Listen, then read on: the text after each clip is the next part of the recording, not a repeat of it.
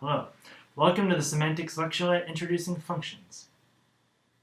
So in this lecturelet, we will see how functions work. Functions are important for semantics because they will be the key engine of saturation and making composition work. Now, a function is just a mathematical concept. It's a type of relation that maps members from one set to precisely one member of a second set. So to take a very simple example from math, if a function in 1, f of x equals x squared, then you'll take x and it will give you x squared. So if you give it 2, it gives you 4. You give it 3, it gives you 9. You give it 4, it gives you 16, and so on. So when you plug in each number, the function refers to a specific number. F of 2 will give you 4. F of 3 will give you 9. F of 4 will give you 16, and f of 9 will give you 81. You can go on forever like that, right? Because the set of numbers you could feed into it is infinite.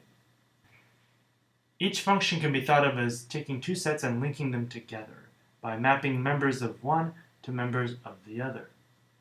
The set of possible inputs to the function is called the domain, and the set of possible outputs to the function is called the range. And in essence, then, every function will map each item in the domain to exactly one item in the range. So the domain 2, 3, 4, 9, and the range will have 4, 9, 16, and 81.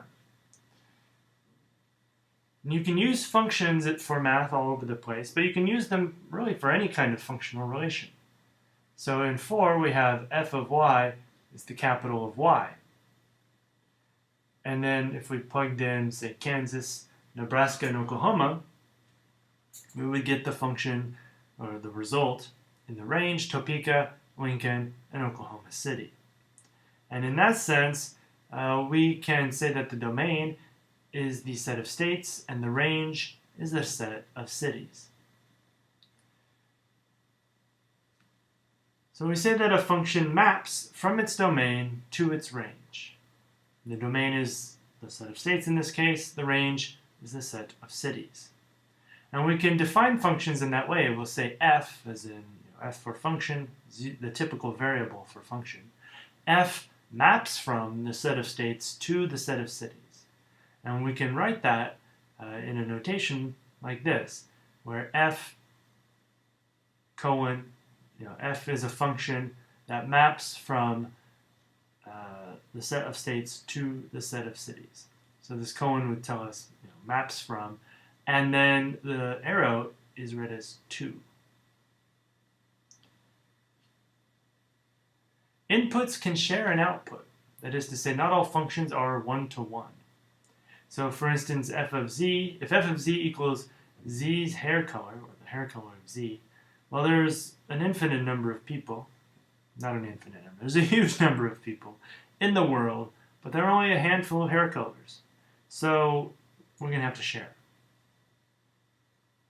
So let's suppose that the domain in this example is small.